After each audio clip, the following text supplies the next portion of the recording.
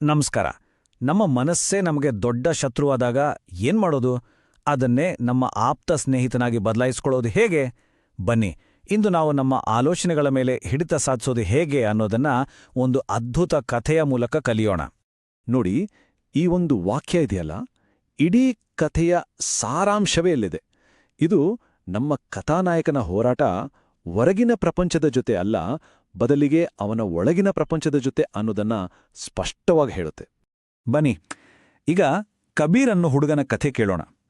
ಅವನಿಗೆ ದೊಡ್ಡ ಕನಸುಗಳಿದ್ದು, ಕುಟುಂಬಕ್ಕೆ ಹೆಮ್ಮೆ ತೋರಬೇಕು ಅನ್ನೋ ಛಲವಿತ್ತು. ಆದರೆ ಅವನ ಯಶಸ್ಸಿಗೆ ಅಡ್ಡಲಾಗಿ ಒಂದು ಗೋಡೆ ನಿಂತಿತ್ತು. ಆ ಗೋಡೆ ಬೇರೆಲ್ಲೂ ಇರಲಿಲ್ಲ, ಅವನ ತಲೆ ಒಳಗೆ ಇತ್ತು. ಅದೇ ಅವನ ಚಂಚಲ ಮನಸ್ಸು. ಕಬೀರ್ನ ಸಮಸ್ಯೆ ಇದೇ ಆಗಿತ್ತು. ಅವನು ಓದೋಕೆ ಅಂತ ಕೂತ್ರೆ ಸಾಕು, ನೆಗೆಟಿವ್ ಯೋಚನೆಗಳು ಅವನ ಮೇಲೆ ದಾಳಿ ಮಾಡ್ತಿದ್ವು. ಅವನಿಗೆ ಓದಿನ ಮೇಲೆ ಫೋಕಸ್ ಮಾಡೋಕೆ ಆಗ್ತಾನೇ ಇರಲಿಲ್ಲ. ಯಾಕಂದ್ರೆ ಅವನ ಮನಸ್ಸು ಅವನ ಕಂಟ್ರೋಲ್ನಲ್ಲೇ ಇರಲಿಲ್ಲ. ಅವನ ಮನಸ್ಸು ಅವನಿಗೆ ಮೋಸ ಮಾಡ್ತಿತ್ತು. ಒಂದೇ ಲೈನ್ 5 ಸಾರಿ ಓದಿದ್ರೂ ತಲೆಗೆ ಹೋಗ್ತಿಲ್ಲ. ಯಾಕಂದ್ರೆ ತಲೆಯಲ್ಲಿ ಬೇರೆನೇ ಓಡ್ತಿದೆ. ಒಂದು ವೇಳೆ ನಾನು ಫೇಲಾದ್ರೆ ಬೇರೆಯವರು ನನ್ನ ಬಗ್ಗೆ ಏನು ಮಾತಾಡ್ಕೋತಾರೆ? ಈ ಥರದ ಯೋಚನೆಗಳು ಅವನ ಶಕ್ತಿಯನ್ನೆಲ್ಲ ಹೀರ್ಬಿಡ್ತಿದ್ವು. ಈ ಥರದ ಒಂದು ಯುದ್ಧ ಒಳಗೊಳಗೆ ನಡೀತಾ ಇದ್ರೆ ಎಂಥವರಿಗಾದ್ರೂ ಸುಸ್ತಾಗುತ್ತೆ ಅಲ್ವಾ? ಕಬೀರ್ಗೂ ಹಾಗೆ ಆಗಿತ್ತು. ಹತಾಶೆ, ನಿರಾಸೆ ಅವನನ್ನು ಪೂರ್ತಿ ಆವರಿಸ್ಕೊಂಡ್ಬಿಟ್ಟಿತ್ತು.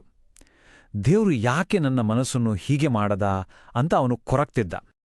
ಕಬೀರ್ ಪೂರ್ತಿ ಹೋಪ್ ಕಳ್ಕೊಂಡಿದ್ದಾಗ ಅವನ ಅಪ್ಪನಿಗೆ ಒಂದು ಐಡಿಯಾ ಬರುತ್ತೆ. ಅವರು ಕಬೀರ್ನನ್ನ ಒಬ್ಬ ಜ್ಞಾನಿ ಗುರುವಿನ ಹತ್ರ ಕರ್ಕೊಂಡೋಗ್ತಾರೆ. ಅಲ್ಲಿ ಅವನಿಗೆ ಒಂದು ವಿಚಿತ್ರವಾದ ಪಾಠ ಕಾದಿತು. ಗುರುಗಳು ಏನ್ಮಾಡಿದ್ರು ಗೊತ್ತಾ? ದೊಡ್ಡ ದೊಡ್ಡ ಉಪದೇಶ ಏನೂ ಕೊಡ್ಲಿಲ್ಲ. ಬದಲಿಗೆ ಅವನು ಮುಂದೆ ಒಂದು ಹಳೆ ಮಡಿಕೆ ಇಟ್ರು. ಅದಕ್ಕೊಂದು ಚಿಕ್ಕ ತೂತಿತ್ತು. ಕಬೀರ್ನ ಸಮಸ್ಯೆಗೆ ಪರಿಹಾರ ಮಾತುಗಳಲ್ಲಿರ್ಲಿಲ್ಲ, ಈ ವಿಚಿತ್ರ ಪರೀಕ್ಷೆಯಲ್ಲಿತ್ತು.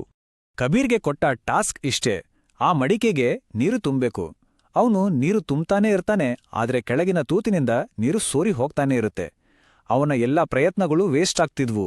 ಅವನ ಹತಾಶೆ ಜಾಸ್ತಿ ಆಗ್ತಿತ್ತು. ಕೊನೆಗೂ ಸುಸ್ತಾಗಿ ಕಬೀರ್ ಹೇಳ್ತಾನೆ, ಇದು ಅಸಾಧ್ಯ.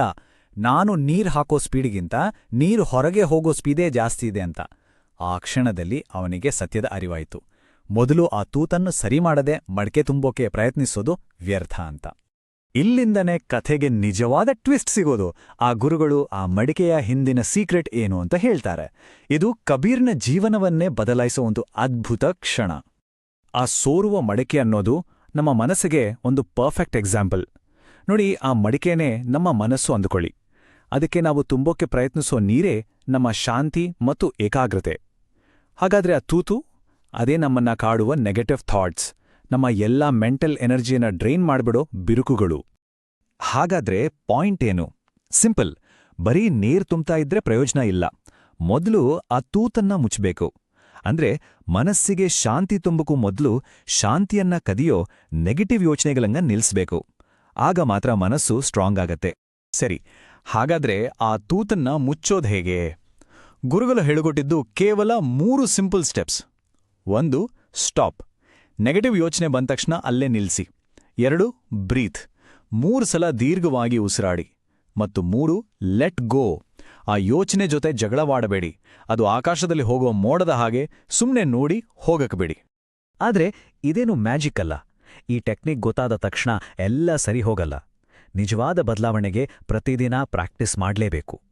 ಕಬೀರ್ ಈ ಹಾದಿಯಲ್ಲಿ ಹೇಗೆ ಮುಂದೆ ಸಾಗಿದ್ದ ಅಂತ ನೋಡೋಣ. ಕಬೀರ್ನ ಬದಲಾವಣೆ ಒಂದೇ ದಿನದಲ್ಲಿ ಆಗಿದ್ದಲ್ಲ. ನೋಡಿ ಅವನ ಜರ್ನಿ ಹೇಗಿತ್ತು ಅಂತ.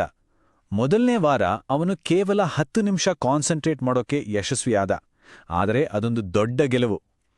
ಆಮೇಲೆ ನಿಧಾನವಾಗಿ ಫ್ರೆಂಡ್ಸ್ ಒತ್ತಡವನ್ನ ನಿರಾಕರಿಸೋದು, ಕಷ್ಟದ ಸಮಯದಲ್ಲಿ ಶಾಂತವಾಗಿರೋದು, ಹೀಗೆ ಒಂದೊಂದೇ ಹೆಜ್ಜೆ ಇಡ್ತಾ ತಿಂಗಳ ಕೊನೆಗೆ 2 ಗಂಟೆ ನಿರಂತರವಾಗಿ ಓದೋವಷ್ಟು ಸ್ಟ್ರಾಂಗ್ ಆದ. ಸರಿ, ಕಥೆಯ ಕ್ಲೈಮ್ಯಾಕ್ಸ್ಗೆ ಬಂದ್ವಿ. ಕಬೀರ್ನ ಈ ನಿರಂತರ ಪ್ರಾಕ್ಟೀಸ್ ಅವನಿಗೆ ಎಕ್ಸಾಮ್ ಪಾಸ್ ಮಾಡೋಕೆ ಮಾತ್ರ ಸಹಾಯ ಮಾಡ್ಲಿಗ, ಅದಕ್ಕಿಂತ ದೊಡ್ಡ ಗೆಲುವನ್ನೇ ತಂದ್ಕೊಡ್ತು. ಫಲಿತಾಂಶ ಬಂತು. ಕಬೀರ್ ಒಳ್ಳೆ ಅಂಕಗಳಲ್ಲಿ ಪರೀಕ್ಷೆಯಲ್ಲಿ ಪಾಸಾಗಿದ್ದ. ಒಂದು ಕಾಲಕ್ಕೆ ಅಸಾಧ್ಯ ಅನ್ಸಿದ್ದ ಗುರಿಯನ್ನ ಅವನು ಮುಟ್ಟಿದ್ದ. ಆದ್ರೆ ಕೇಳಿ, ಎಕ್ಸಾಮ್ ಪಾಸ್ ಆಗಿದ್ದು ಒಂದು ಭಾಗ ಅಷ್ಟೇ. ಅದಕ್ಕಿಂತ ದೊಡ್ಡ ಗೆಲುವು ಬೇರೆನೇ ಇತ್ತು. ಅದು ಅವನ ಮನಸ್ಸಿನ ಮೇಲೆ ಅವನು ಸಾಧಿಸಿದ್ದ ಕಂಟ್ರೋಲ್. ಅವನಿಗೆ ಸಿಕ್ಕಿದ್ದು ಕೇವಲ ಮಾರ್ಕ್ಸ್ ಅಲ್ಲ, ಜೊತೆಗೆ ಅಚಲವಾದ ಆಂತರಿಕ ಶಾಂತಿ. ಈ ಒಂದು ಹೋಲಿಕೆ ನೋಡಿ ಅವನ ಬದಲಾವಣೆ ಎಷ್ಟು ಚೆನ್ನಾಗಿ ಅರ್ಥ ಆಗುತ್ತೆ ಅಂತ. ಮೊದಲೋ ಅವನ ಮನಸ್ಸು ತೂತಿರೋ ಮಡಕೆಯಾಗಿತ್ತು. ನೀರು ನಿಲ್ತಾನೇ ಇರಲಿಲ್ಲ. ಈಗ ಅದು ತೂತಿಲ್ಲದ ಮಡಕೆ. ಮೊದಲು ಅವನು ಆಲೋಚನೆಗಳ ಗುಲಾಮನಾಗಿದ್ದ. ಈಗ ಅವುಗಳ ಮಾಲೀಕನಾಗಿದ್ದ. ಕೊನೆಗೆ ಗುರುಗಳು ಹೇಳಿದ ಆ ಒಂದ ಮಾತು, ಮನಸ್ಸು ಈಗ ನಿನ್ನ ಸೇವಕ, ನಿನ್ನ ಯಜಮಾನನಲ್ಲ. ಕಬೀರ್ ತನ್ನ ಮನಸ್ಸನ್ನು ನಿಯಂತ್ರಿಸೋದನ್ನ ಕಳ್ತಿದ್ದ. ಇದುವೇ ಈ ಅಭ್ಯಾಸದ ಅಂತಿಮ ಗುರಿ. ಕಬೀರ್ ಕಥೆ ಮುಗಿತು. ಅವನು ತನ್ನ ಮಡಿಕೆಯ ತೂತನ್ನ ಮುಚ್ಚಿದ. ಈಗ ನಮ್ಮ ಸರದಿ. ನಮ್ಮ ಜೀವನದಲ್ಲಿ ನಮ್ಮ ಮನಸ್ಸಿನ ಶಾಂತಿಯನ್ನ ಕದಿಯೋ ಆ ತೂತು ಯಾವುದು? ಅದು ಅತಿಯಾದ ಚಿಂತೆಯ, ಭವಿಷ್ಯದ ಭಯನ ಅಥವಾ ಅನಗತ್ಯ ಕೋಪನ? ಆ ಸೋರಿಕೆಯನ್ನ ಗುರುತಿಸಿ ಅದನ್ನು ಸರಿಪಡಿಸೋ ಮೊದಲ ಹೆಜ್ಜೆ ಇಟ್ರೆ ನಾವು ಕೂಡ ನಮ್ಮ ಮನಸ್ಸಿನ ಮಾಲೀಕರಾಗಬಹುದು.